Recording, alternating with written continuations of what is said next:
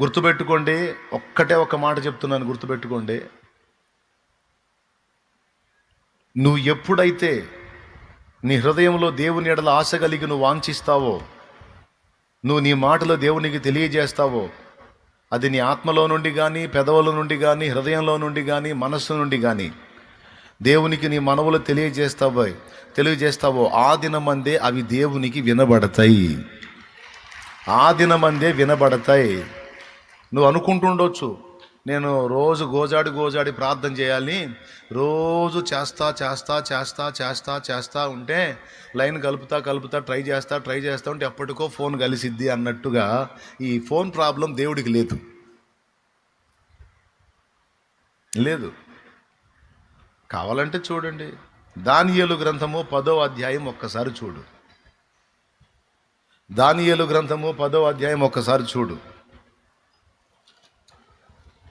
చాలా అద్భుతమైన మాట ఉంది, అండర్లైన్ చేసుకోండి.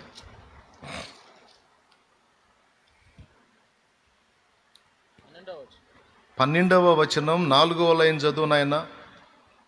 దేవుని ఎదుట నిన్ను తగ్గించుకొని ఆ మొదటి దినము మొదలుకొని నీవు చెప్పిన మాటలు వినబడినవి గనుక నీ మాటలను బట్టి నేను వచ్చి తిని. ఆ మాటను ఎప్పుడన్నా ఆలోచించారా?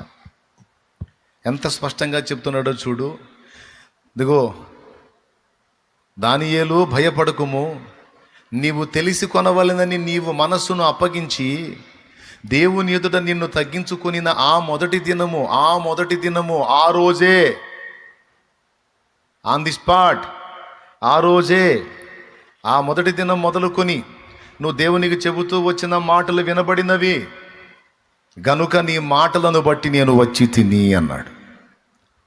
ఒక సంవత్సరం తర్వాత వినబడతాయా? 6 నెలల తర్వాత వినబడతాయా? రోజు అడుగుతా ఉంటే ఎప్పుడోసారి వినపడతాయా అని చెప్పాలి. అక్కడ నువ్వు ఎప్పుడైతే నీ మనస్సుని దేవునికి అప్పగించి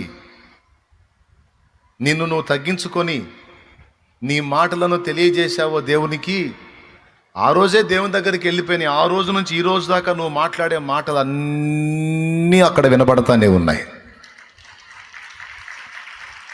అక్కడ రిపేర్లు ఏం లేవండి. ఇక్కడ నువ్వు పెట్టిన మొర్ర, నువ్వు మూలుగులతో మొర్ర పెట్టినా అక్కడికి వెళ్ళిద్ది, నువ్వు ఆత్మలో మొర్ర పెట్టినా అక్కడికి వెళ్ళిద్ది, నువ్వు పరుండి ధ్యానించినా అక్కడికి వెళ్ళిపోద్ది, నువ్వు ఎలుగెత్తి స్తుతించినా అక్కడికి వెళ్ళిద్ది, నువ్వు మాటలతో మొర్ర పెట్టినా తక్షణమే అక్కడికి వెళ్ళిద్ది. ఇది నేను చెప్పానా? ఉందా? దేవునికి స్తోత్రం కలుగును గాక. హల్లెలూయా. కాబట్టి నీవు అడిగినవి అక్కడ వినబడినవి. ఓకే, నువ్వు అడిగావు, వినబడ్డాయి. కానీ నీకు జవాబు రావడానికి కొన్ని కారణాలను బట్టి ఆలస్యం కావచ్చు, కొన్ని వెనువెంటనే జరుగుతాయి, కొన్ని కారణాలను బట్టి ఆలస్యం అవుతాయి. ఉదాహరణకి నువ్వు ఒక వస్తువు అడిగావు, నువ్వు అడిగిన వేళనే, అడిగినప్పుడే దేవుడు ఆమెన్ అంటాడు.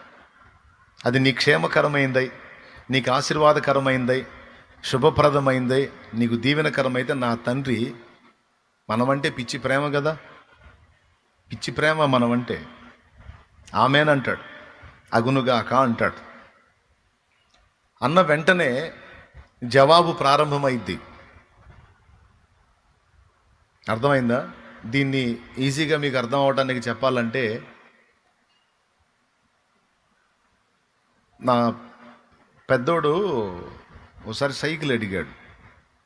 ఒకసారి శాంతినగర్లో ఉన్నప్పుడు సైకిల్ అడిగాడు. దాన్ని ఇస్తానో ఇవ్వనని నేను చెప్పలా. వాడు అడిగాడు, నేను అక్కడ ఆర్డర్ చేశా. అడిగినప్పుడే ఏ టైపుది కావాలి, ఎలాంటిది కావాలని కనుక్కొని వాడికి ఏది క్షేమకరమో దాన్ని ఎంపిక చేసి దాన్ని ఆర్డర్ చేశా. వాడు చెప్పిన రోజే ఆర్డర్ చేశా. అయితే టైం తీసుకుంది. ఆ సైకిల్ అంటే కొద్దిగా ఒక 4 రోజులు పట్టిద్దండి, తెప్పిద్దాం, మీరు చెప్పారుగా తెప్పిద్దాం అన్నాడు. తెప్పించండి అన్నాను. ఇప్పుడు కంపెనీ వాడు తెప్పించాలి కదండి. తీసుకొచ్చిన తర్వాత మళ్ళీ సైకిల్ ఎట్టొచ్చో తెలుసా, రెడీ అయ్యి రాదు, విడి పార్ట్స్ వస్తాయి, వాటన్నిటిని బిగిస్తాడు. వెళ్ళి కలిస్తే వచ్చినాయండి, అయ్యో వచ్చినాయండి, మొత్తం బిగించి ఇవ్వాలి, రోజు పట్టిద్ది అన్నాడు. 5 రోజులు వీడు అడుగుతున్నాడు. వీడు డౌట్ అయింది, మా అయ్య వింటున్నాడా వింటలేదా, మా నాన్న వింటున్నాడా వింటలేదా, జవాబు ఇస్తాడో ఇవ్వడో, తెస్తాడో తేడో అడుగుతున్నాడు. వాడు నాకు ఆ విషయం తెలియజెప్పిన మొదటి దినమందే వాని ప్రార్థనకు జవాబు వచ్చింది. దేవునికి స్తోత్రం. తండ్రిగా వాడు నాకు మొరపెట్టాడు, నేను వాడికి ఆన్సర్ స్టార్ట్ చేశాను. అయితే ఇప్పుడు వెంటనే ఇలా అని తీసుకొచ్చి ఇవ్వలేను, వాడికి ఆ వస్తువు రెడీ కావాలి, దానికి టైం తీసుకుంటుంది. కొన్ని వెంటనే దొరుకుతాయి, రెడీగా ఉంటాయి, ఉన్న వాటిని అలాగ తీసుకొచ్చి ఇచ్చేస్తాను. కొన్ని ఏమో రెడీ కావాలి, 5 రోజులు టైం పట్టింది. తర్వాత తీసుకొచ్చి సైకిల్ ఇంటికాడ పెడితే వాడు ఆశ్చర్యపోయాడు.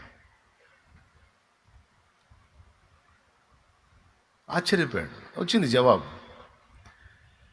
అంటే దీన్ని మీరు ఎలా అర్థం చేసుకుంటారంటే, దేవునికి మనం మొర్ర పెట్టినప్పుడే, ఆయన చెవిటోడు కాదు, నువ్వు అయ్యా తండ్రి అని ఇక్కడ కన్నీరు గార్చి మొర్ర పెట్టినప్పుడే అక్కడికి వెళ్ళిపోతాయి. ఇప్పుడు ఇంకొకటి జోడించమని చెప్తున్నాను నేను, జస్ట్ మొర్ర పెట్టి వదిలేయొద్దు, నా మనవి విన్నందుకు నీకు కృతజ్ఞతలు, థ్యాంక్స్ తండ్రి, నీకు థ్యాంక్స్. ఎందుకంటే వింటాడు, జవాబు ఖచ్చితంగా ఇస్తాడు కాబట్టి ఆ నమ్మకం నీకుంటే ముందే థ్యాంక్స్ చెప్పేయమంటున్నాడు. చేసి చూపించారు వాళ్ళు, రిజల్ట్ కూడా చూపించారు. అయిన తర్వాత కాదు, నేను నీకు చెప్పా కదా, నీ దగ్గర వినపడింది కదా, ఆ మనవి విన్నందుకు నీకు స్తోత్రం. నువ్వు ఇప్పుడు ఇస్తావా, వారానికి ఇస్తావా, 10 రోజులకి ఇస్తావా అన్నది కాదు, నువ్వు ఇచ్చేది ఖాయం. నా ప్రార్థన నువ్వు విన్నది ఖాయం, నాకు నిశ్చయముగా జవాబు ఇచ్చుట ఖాయం. అది ఇచ్చినందుకు నీకు స్తోత్రం. స్తోత్రం అని మన దేవుని మహిమపరచుట, విశ్వాసాన్ని వ్యక్తపరచుట. ఈ 3 కాదు, బోలెడని నిరూపణలు ఉన్నాయి బైబిల్లో. 3 చూపించాను. మొట్టమొదట యేసు ప్రభు, రెండవది పౌలు శీలలు, మూడవది యెహోషాపాతు. ఇక్కడైతే యుద్ధంలో జయం వచ్చినాక మ్యూజిక్ వాళ్ళు ఎదురెళ్ళి వాళ్ళని తీసుకొస్తారు, ఆహ్వానించుకుంటా, గణపరుచుకుంటా దేవుణ్ణి జయం ఇచ్చినందుకు. కానీ ఇక్కడ యుద్ధానికి పోయేటప్పుడే గాయకుల్ని, వాయిద్యగాండ్రను ముందు పెట్టుకొని వెనక ఆయుధధారులను పెట్టుకొని పోయాడు ఆయన. పోతే యుద్ధం జరగల. అసలు యెహోవా శత్రువుల మీద మాటుగాండ్రను పెట్టాడు గనుక వాళ్ళు హతులైపోయారు. ఇక వీళ్ళ పని ఏందిరా బాబు అంటే, కాలిపోయి వాళ్ళని దోచుకొని రావటమే. ఇప్పుడు ఇలాంటి ప్రయత్నాలు చూసే వాళ్ళకి వెర్రితనంగా అనిపిస్తాయి, అనిపించవా? విశ్వాసంతో కొన్నిసార్లు మనం చేసే ప్రయత్నాలు, మాట్లాడే మాటలు, వేసే అడుగులు కొంతమందికి వెర్రితనంగా అనిపిస్తాయి. వాళ్ళు పిచ్చి అనుకుంటారు, వీళ్ళు పిచ్చి అనుకుంటారని నువ్వు పిచ్చోడి కావద్దు. నువ్వు విశ్వాసివి, నువ్వు దేవుని యందలి విశ్వాసం ఉంచిన వాడి, నువ్వు దేవుని నమ్ముతున్న వాడివి కాబట్టి ఎవడు ఏమనుకున్నా నాకు అనవసరం, నేనైతే నా దేవునిని స్తుతిస్తాను. 4వ నిరూపణ మీకు బైబిల్లో, ఎరికో గోడలు కూలిపోయిన తర్వాత వాళ్ళు స్తుతించారా, స్తుతించిన తర్వాత కూలినియా? అయిపోయింది. ఏవో ఇవన్నీ మీకు తెలియనివా? ఇవన్నీ మీకు తెలియనివా? స్తుతించక ముందు అవి కూలలేదు, స్తుతించిన తరువాత అవి కూలినాయి. స్తుతి ముందు, అవరోధాలు తొలగుట అనేది తర్వాత. అందుకే దీన్ని బట్టి మనకు గ్రహించాల్సింది ఏంటంటే, కార్యం జరిగినప్పుడు కాదు, కార్యము జరగక మునిపే మన విశ్వాసాన్ని ప్రదర్శించాలి. నా భర్త త్రాగుబోతుగా ఉన్నాడు ప్రభువా, అతన్ని దర్శించి మార్చయ్యా అంటాం వేరు. రోజు మోకాళ్ళుని నీవు అతన్ని దర్శించి అతనితో మాట్లాడి అతన్ని మార్చినందుకు నీకు స్తోత్రాలు, స్తోత్రాలు, స్తోత్రాలు, స్తోత్రాలు, స్తోత్రాలు, స్తోత్రాలు, స్తోత్రాలు, స్తోత్రాలు, స్తోత్రాలు, స్తోత్రాలు, స్తోత్రాలు, రోజు స్తుతించటం వేరు. నా కుమారుడు త్రాగుబోతుగా ఉన్నాడు ప్రభువా, వాడు చెడిపోయిన కార్యాలు చేస్తూ ఉన్నాడు ప్రభువా, శాపగ్రస్తుడిగా ఉన్నాడు. నీవు వాడిని దర్శించి వాడితో మాట్లాడి వాని జీవితాన్ని మార్చి అనేకులకు ఆదర్శప్రాయంగా వాడిని నువ్వు చేసి నిలబెట్టినందుకై స్తోత్రాలు స్తోత్రాలు స్తోత్రాలు స్తోత్రాలు. ఇకదే పని రోజు వాడిని నీ కొరకు ఒక సాక్షిగా చేసుకున్నందుకు స్తోత్రాలు స్తోత్రాలు స్తోత్రాలు స్తోత్రాలు స్తోత్రాలు స్తోత్రాలే. ఇక స్తుతే. నమ్మకపోతేనేమో మొర్ర, నమ్మితేనేమో ఇక మొర్ర కొంతవరకే ఉంటుంది, తర్వాత ఇక స్తుతి స్టార్ట్ అయింది. నా కుమార్తె నా ప్రభువా ఇదిగో ఇలాంటి పరిస్థితుల్లో ఉంది, ఆమెను దర్శించి నీవు రక్షిస్తున్నందుకై స్తోత్రములు స్తోత్రములు, ఆమెతో మాట్లాడినందుకై వందనాలు, ఆమె జీవితాన్ని మార్చినందుకై స్తోత్రాలు స్తోత్రాలు స్తోత్రాలు. నా కుమార్తె అత్త ఇంటి వారు ఆమెను శోధిస్తూ ఉన్నారు, భర్త వేధిస్తూ ఉన్నాడు, నీ యందు విశ్వాసం ఉంచినందుకు ఆ బిడ్డని టార్చర్ చేస్తూ ఉన్నారు ప్రభువా. వాళ్ళని కూడా నీవు దర్శించి మారుస్తున్నందుకు, నా బిడ్డకి అవరోధాలు లేకుండా స్వేచ్ఛనిస్తున్నందుకై స్తోత్రం స్తోత్రం స్తోత్రం నువ్వు చెయ్యి, నేను చెప్పినట్టు చెయ్యి, నువ్వు నేర్చుకోండి. ఇది గతంలో చెప్పే మళ్ళీ ఒకసారి గుర్తు చేస్తున్నాను నేను. ఇది చేయండి, తర్వాత చూడండి. కానీ ఇన్ని విన్నా కూడా మళ్ళీ మోకాళ్ళు వేయగానే అడుక్కోవటం, లేచిపోవటం, 4 ముక్కలు అప్పచెప్పటం, లేచిపోవటం. ఇది కాదు, నేను చెప్పినట్టు చేయి. నువ్వు నీ ప్రాంతాన్ని దర్శించమని స్తోత్రాలు చెప్పు. నువ్వు ఏ విషయంలో సఫర్ అవుతున్నావు?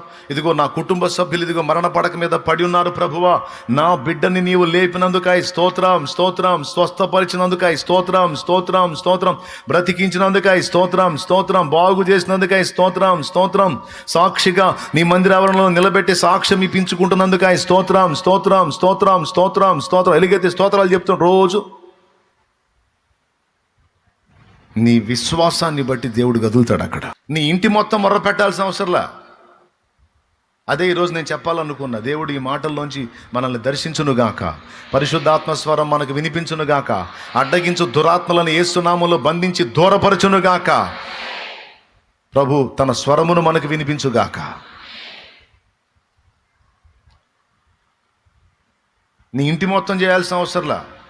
ఇంట్లో ఒక వ్యక్తిగా ఉండి నీవు విశ్వాసమును బట్టి మొర్రపెట్టి స్తుతించినట్లయితే నా దేవుని కార్యాలు జరుగుతాయి. ఇశ్రాయేలు సర్వ సమాజము = ఒక్క మోషే.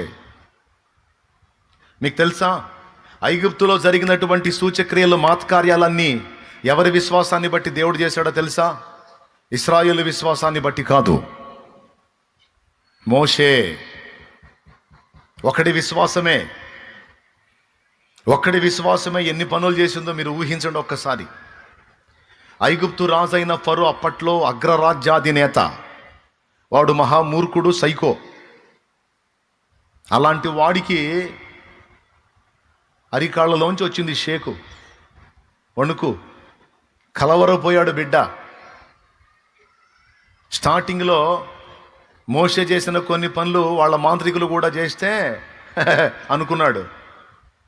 తర్వాత ఇక మోషే చేసే పనులు వాళ్ళు చేయట్లే, దెమ్మ తిరిగింది. అంతేకాదు, దారుణమైన పరిస్థితులు ఎదుర్కొన్నారు. చివరికి వాడు దండం పెట్టి ఐగుప్తులంతా సొమ్ము ఇశ్రాయేలుకి అప్పచెప్పి సాగనంపే పరిస్థితి వచ్చింది. ఇదంతా ఎవరి విశ్వాసమో తెలుసా? మీరు నమ్మండి నమ్మకపోండి, ఒక్కని విశ్వాసము. అది ఒక వ్యక్తి ఇంత విశ్వాసాన్ని కనపరిస్తే అంత కార్యం జరిగిద్దంటే జరిగి కనపడుతుంది. అక్కడ తీసే ఎర్ర సముద్రం దగ్గర, ఎర్ర సముద్రాన్ని దేవుడు పాయలు చేసిన ఘట్టం మీకు అందరికీ మస్తు సార్లు తెలుసు. ఎర్ర సముద్రం దగ్గర మీరు ఆలోచించండి, కావాలంటే ఆ సన్నివేశం చదవండి మీరు. ఇశ్రాయేలు సర్వ సమాజము దేవుణ్ణి నమ్మారా, మోషే మీద సణిగారా? అక్కడ ఏముందో ఒకసారి చూస్తారా? నిర్గమాకాండం 14వ అధ్యాయం ఒకసారి చూడండి, తొందరగా చూడాలి. 12వ వచనం చదువు. మా జోలికి రావద్దు, ఐగుప్తులకు దాసు. 11వ వచనం నుంచి చదివితే కొంచెం ఇంకా బాగుంటుందిగా. అంతటి వారు మోషేతో, ఐగుప్తులో సమాధులు లేవని ఈ అరణ్యములో చచ్చుటకు మమ్మను రప్పించితివా? మమ్మను ఐగుప్తులో నుండి బయటకు రప్పించి. 10వ వచనం నుంచి చదివితే ఇంకా బాగుంటుందిగా. ఫరో సమీపించుచుండగా ఇశ్రాయేలీలు కన్నులెత్తి. ఇశ్రాయేలీలో కొంతమందా లేకపోతే ఇశ్రాయేలీలా? ఇశ్రాయేలీలు కన్నులెత్తి. ఇశ్రాయేలీలు అందరూ ఇశ్రాయేలీలు కన్నులెత్తి ఐగుప్తీయులు తమ వెనుక వచ్చుట చూచి మిక్కిలి భయపడి యెహోవాకు మొరపెట్టిరి. మొరపెట్టారు. అంతట వారు మోషేతో మొరపెట్టి ఏం చేయాలా? స్తుతించాలి, సనగకూడదు. కానీ వీళ్ళు చూడు, అయ్యో దేవుడా మమ్మల్ని కాపాడు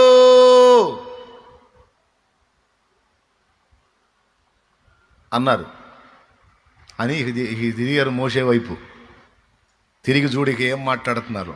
అంతట వారు మోషేతో, ఐగుప్తులో సమాధులు లేవని ఈ అరణ్యములో చచ్చుటకు మమ్మను రప్పించితివా? అంటే ఏం నమ్ముతున్నారు? దేవుణ్ణి ఏమో కాపాడమని అడుగుతున్నారు. వాళ్ళు ఏం నమ్ముతున్నారు?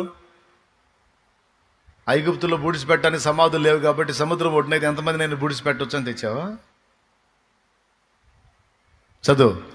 మమ్మను ఐగుప్తుల నుండి బయటకు రప్పించి మమ్మను ఇట్లు చేయనేలా?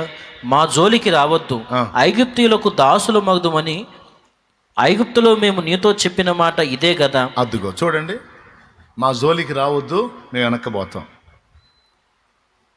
మొర్ర ఏం పెట్టారు? యెహోవాకు మొర్ర పెట్టిరని ఉంది. ఏమని మొర్ర పెట్టారు? దేవుడా మమ్మల్ని రక్షించు, అయిపోయాం అని మొర్ర పెట్టారు. మొర్ర ఒక రకంగా ఉంది, వాళ్ళ విశ్వాసం ఒక రకంగా ఉంది. విశ్వాసం ఏమంటుంది? ఎందుకు తీసుకొచ్చావు మమ్మల్ని ఇక్కడికి? మా జోలికి రావద్దు, ఐగుప్తీయులకు మేము దాసులం అవుతాం, మమ్మల్ని చంపడానికే తెచ్చావు నువ్వు. ఈ అరణ్యమందు చచ్చుట కంటే ఐగుప్తీయులకు దాసులమగుటయ్యే మేలని చెప్పిరి. ఒక్కడన్నా ముందుకు వచ్చారా? నోరు మైండ్ పనికిమాలినోళ్ళారా, అన్న అద్భుతాలు చేసి ఐగుప్తులో జయిష్ఠులను హతం చేసి ఇన్ని సూచక్రియలు మహత్కార్యాలు చేసి దేవుడు మనల్ని తీసుకొస్తే ఇన్ని చేసిన వాడికి ముందు చేయడా? ఏం మాట్లాడుతున్నారా మీరు? పిచ్చి మాటలు మాట్లాడి నోరు మూయండి అని ఒకడన్నాడా? ఒకడన్నాడా? తర్వాత చదువు. అందుకు మోషే భయపడుకు. అద్దుగద్దుగద్దుగా చూసారా? అప్పటికి మోషే నోరు తెరుస్తున్నాడు. అందుకు మోషే అంటున్నాడు, భయపడకుడి, యెహోవా మీకు నేడు కలుగజేయు రక్షణను మీరు ఊరక నిలుచుండి చూడుడి. మీరు నేడు చూచిన ఐగుప్తీయులను ఇక మీదట మరి ఎన్నడూను చూడరు. అసలు ఈ సంగతి మోషేకి ఎట్ట తెలుసండి? నేను వాళ్ళ ఎర్ర సముద్రంలో నాశనం చేస్తానని దేవుడు చెప్పాడా? ఎక్కడన్నా ఉందా చూడండి, ముందు ఏమైనా తగిలిద్ది అని చూడండి. మోషేతో ఏమైనా అన్నాడా? నువ్వు సముద్ర మార్గంలో వాళ్ళని నడిపించు.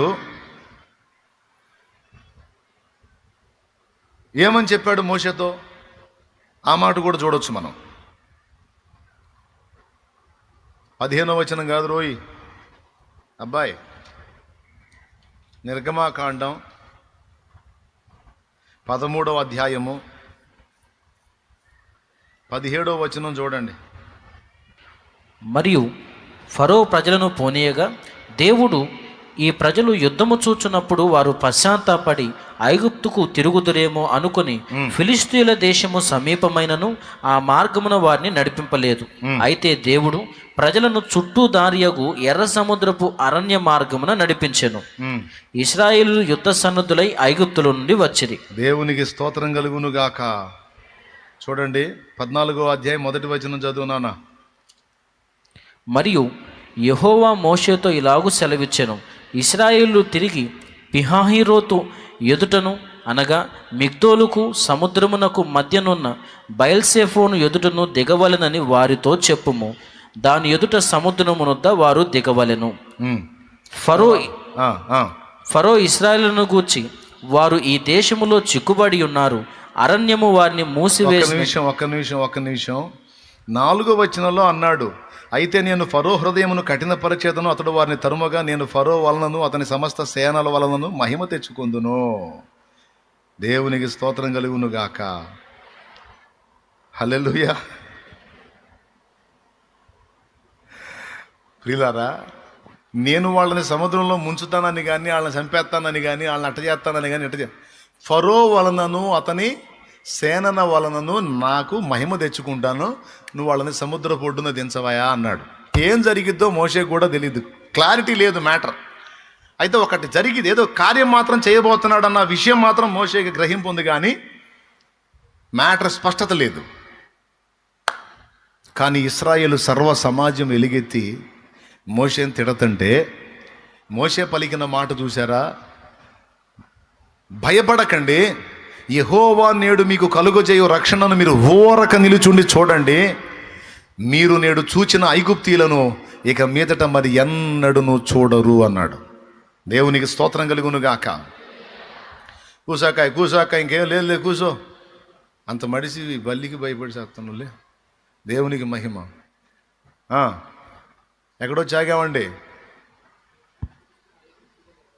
బళ్ళు వస్తే ఆమెతో బైబిల్ పెట్టేయాలి దాని మీద, కూటం ఎందాక అదే ఉంటుంది దాని కింద. ఇప్పుడు అదే చెబుతుంది. భయపడకడేం చెబుతుంటే మళ్ళీ దిగుతూ ఉన్నారు. దేవునికి స్తోత్రం. ఎక్కడో చాగాం ఏమో.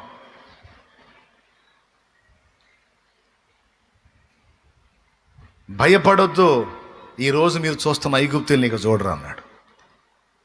ఈరోజు నిన్ను తరుముతున్న శత్రువులు ఎవరో, నిన్ను శోధిస్తున్న పరిస్థితులు ఏమిటో, నిన్ను ఈ ఇబ్బంది పెడుతున్నటువంటి సమస్యలు ఏమిటో నా దేవుడు మాట్లాడుతున్నాడు. ఇప్పటి వరకు నీవు అనుభవించిన ఈ పరిస్థితులను ఇక మీదట నువ్వు చూడవు.